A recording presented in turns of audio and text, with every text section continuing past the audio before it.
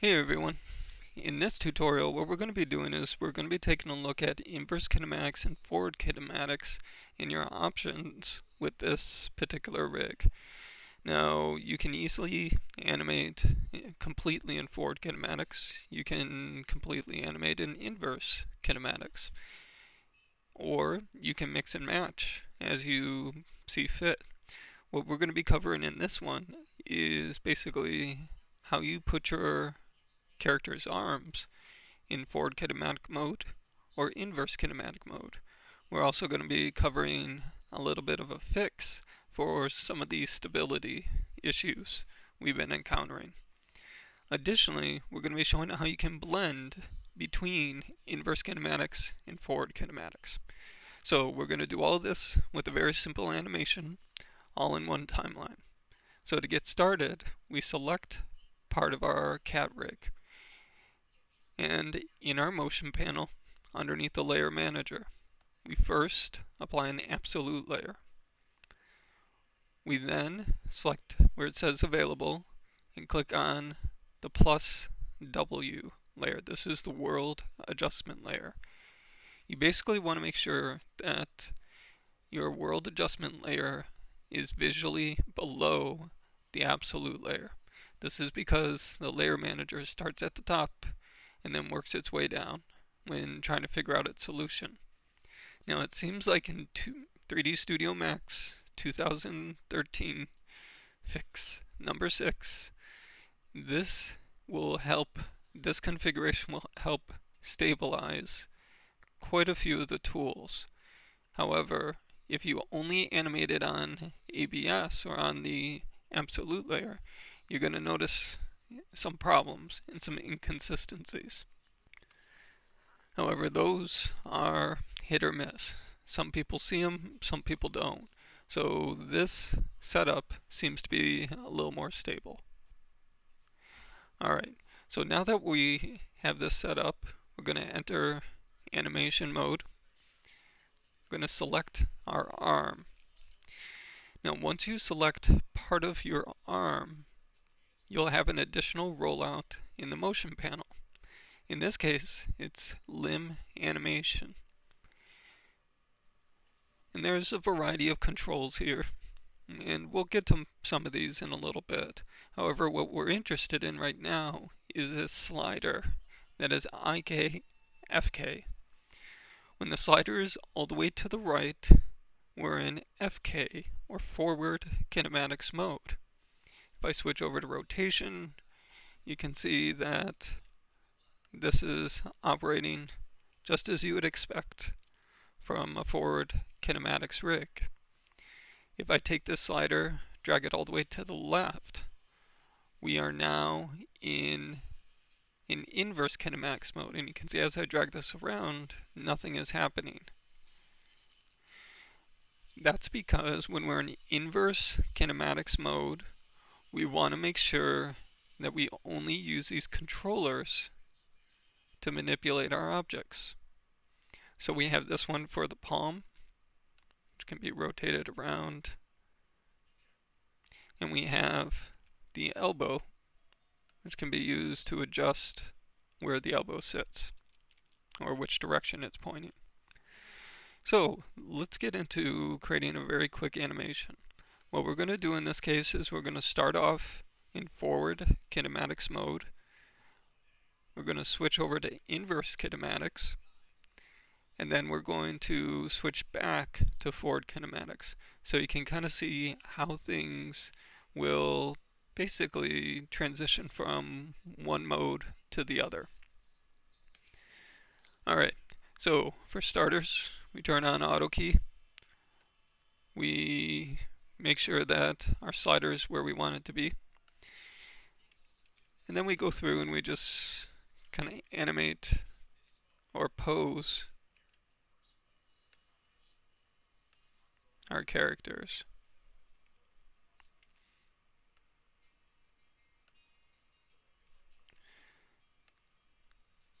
So let's jump ahead to where I have both arms.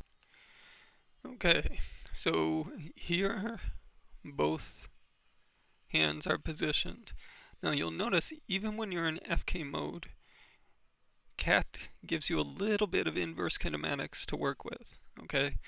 It's not a full inverse kinematics rig, it just has some basic inverse kinematics set up.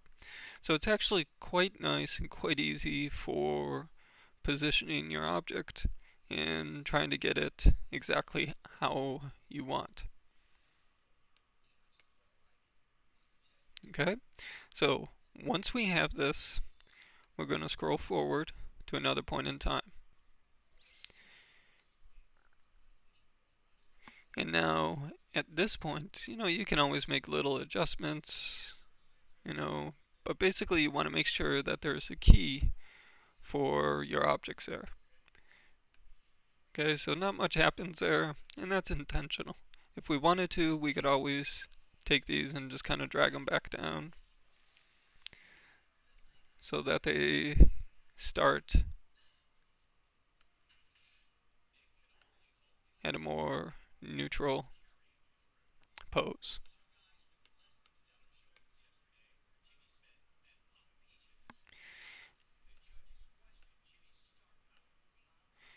And so there they go right up. Okay, now at this point, what we want to do is we want to convert from inverse kinematics to forward kinematics. Now you'll notice that when you're in forward kinematic mode, all of these controllers, or at least the ones for the elbows and the hand, are left behind. The very first thing that you need to do before you switch over into inverse kinematics mode is underneath limb animation, you click on move IK target to palm. And what that does is it takes those controllers and aligns them to the various parts of the body. So let's do that again for the other side. Remember that these settings for the limb animation are independent for each arm. So we can have one arm be forward kinematics and we can have the other one be inverse kinematics. This is great if you need to plant a hand for a couple of frames while the other one is moving freely. Okay, so in this particular case, we select a part of the arm and we click on move IK target to palm. So there we go. We don't have to worry about these controls moving in weird ways in between these keyframes. Okay, it's not really of concern right now. That's mostly because between these frames, we're still in forward kinematics mode. So now what we want to do is we want to switch this over to inverse kinematics. And we do that by first making sure that we have a little key. And we do this by just doing a little drag on the slider and still keeping it at 1. You'll see that it shows up as a dark gray key. So now let's do this for the other arm. Okay, so now we have two keys, one for each arm, on frame 20 for this particular slider. We now can go back to our original arm, go forward one frame, and take this slider and drag it all the way back. So now it's at 0. So on frame 20, it's at 1, or basically forward kinematics. On frame 21 is inverse kinematics. Let's do the same. So on frame 21, we now have the left arm selected and we drag it all the way back. Alright, so now from this point on, until we tell it otherwise, it's going to be in inverse kinematics mode.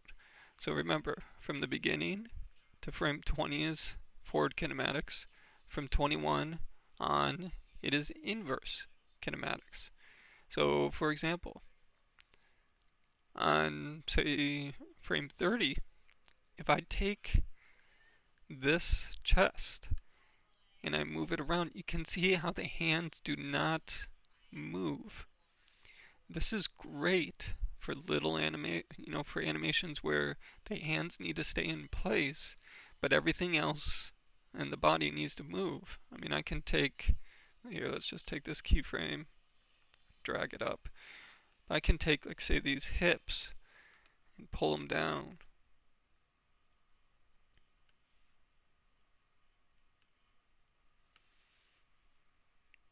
So, the character can go down and then to say explode into it.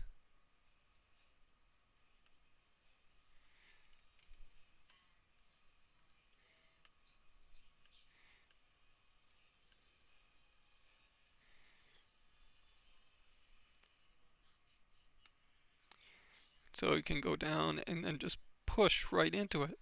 And the reason that this has become so easy is because we were in inverse kinematics mode. The hands just stay locked in place, whereas everything else moves. So this is great. This is a wonderful way of animating, especially when those hands need to stay put. So now what we're going to do is we're going to take a look at how we can switch back to forward kinematics. So we're going to bring our character back to a more neutral pose. Bring them back here. Remember your center of gravity. Make sure that your character looks balanced. And now we are going to select part of our hand, create a little key right at that frame, because again we want to make sure that we're going to be right at inverse kinematics on this frame. If we didn't do this, it would be interpolating from back here. Not ideal. So we go forward a frame.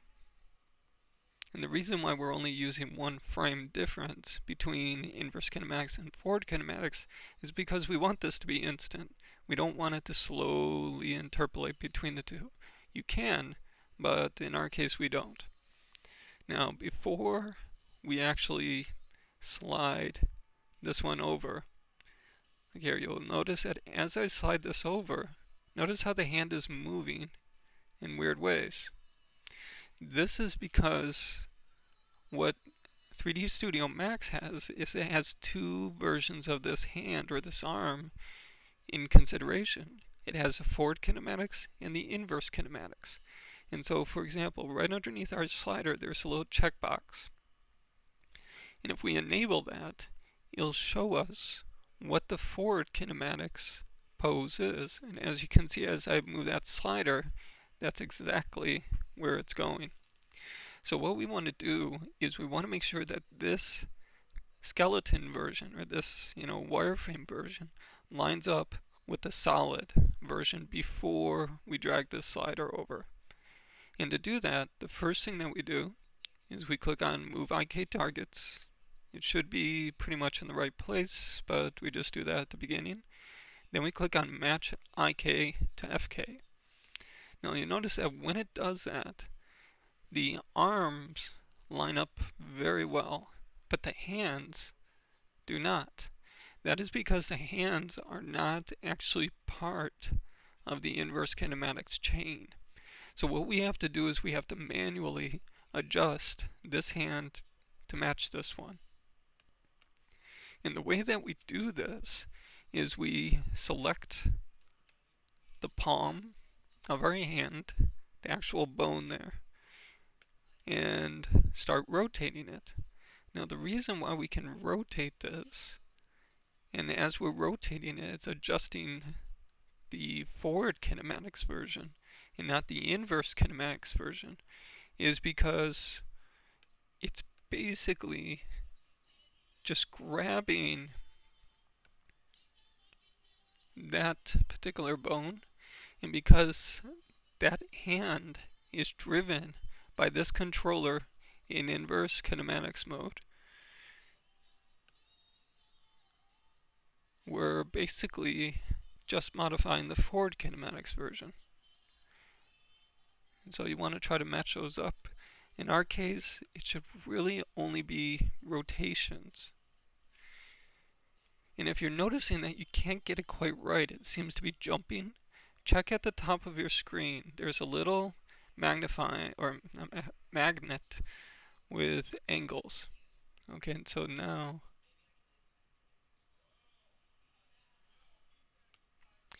And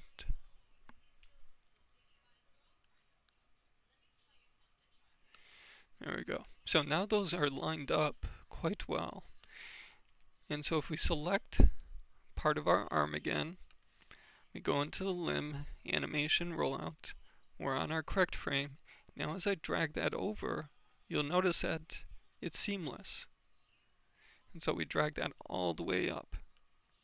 And now from 47 on, we're back to forward kinematics. And so if we wanted to, we could just take this arm and start rotating and moving it around.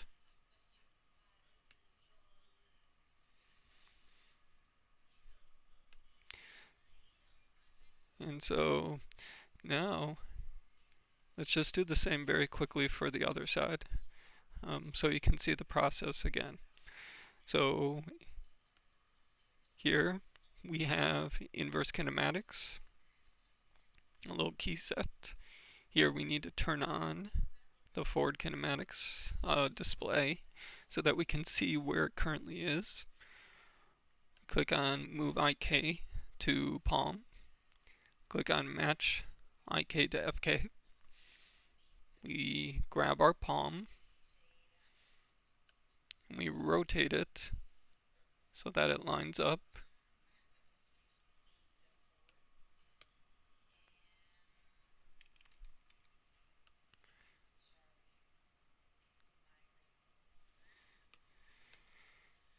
So let's jump ahead to where that's lined up. Okay, so now we're all lined up here. We go over into our limb animation, and on our proper frame, we drag that all the way over. So now we're going from inverse kinematics to forward kinematics. And we can now use this in forward kinematics mode as we see fit. So if I grab this arm, move it down, next one, move it down, oops. Let's actually give ourselves a little bit of time. Then we drag this down, drag it down. Now as you're animating with this particular rig, you're going to notice that the controllers will often be left behind, as we've seen already. And what you can do about that is every once in a while, just kind of go over to the limb animation and click on move targets. Okay, so that'll just snap them right back onto your objects or onto the arms that they belong to, and then you can continue animating away. If you're in forward kinematics mode, they don't matter. You're not going to be using them. But it's often nice to keep them close as opposed to having them way off in the middle of nowhere.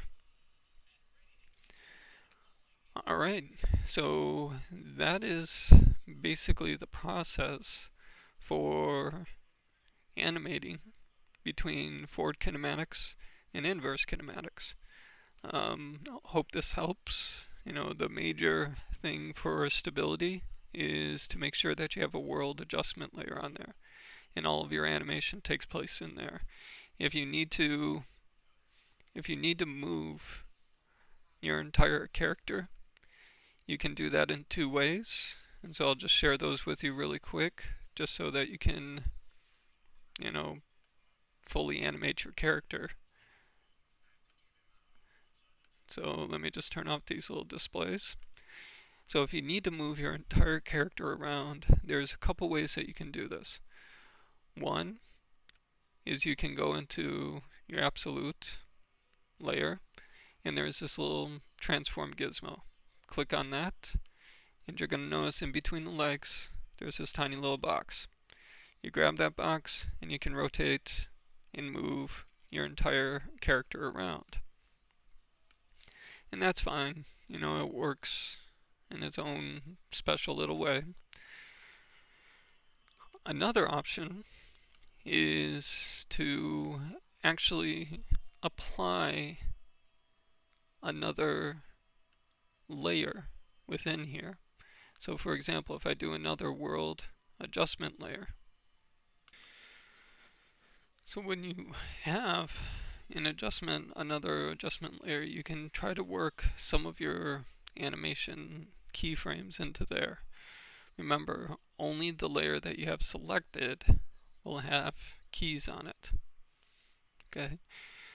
Also, if you grab multiple elements, so for example, if I go down to this world transform, you can see that the animation is still playing through from the other layer, which is great.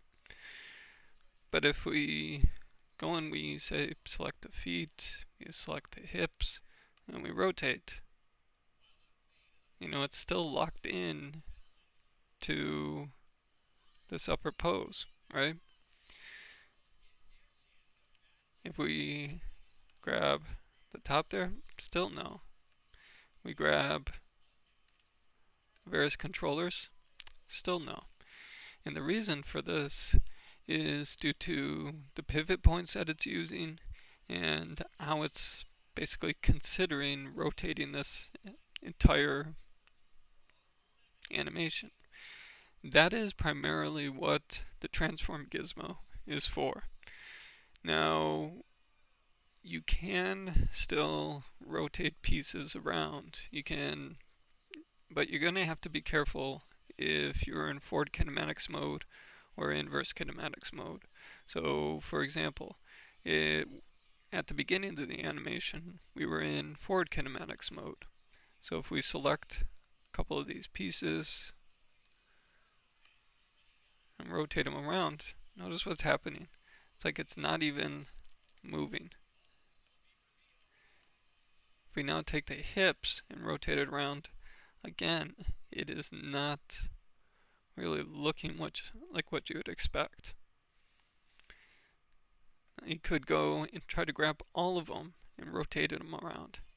Still not working as expected. You can try going through your various modes to see if any of these work, and you'll notice that they don't. So even world doesn't really give you what you want.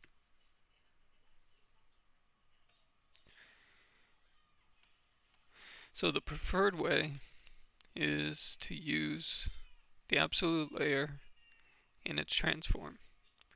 That'll get your character around and help in quite a few cases. Now, if you're animating something a little more complex, like the character who's laying down and then rolling over and then getting up, then yeah, you're going to be dealing with animating a lot of these controllers at different times. Just keep in mind that before you're switching between one or the other, or even as you're animating in forward kinematics, try to keep your objects fairly close, or your controllers fairly close. It'll keep things clean and looking good. Okay? Alright, so that is basically it. Oops, I made a small mistake there. But yeah, I accidentally animated on this layer instead of the other. So hopefully this tutorial helps and gets you animating a little more comfortably with this rig and jumping back and forth between inverse kinematics and forward kinematics. Thanks for watching.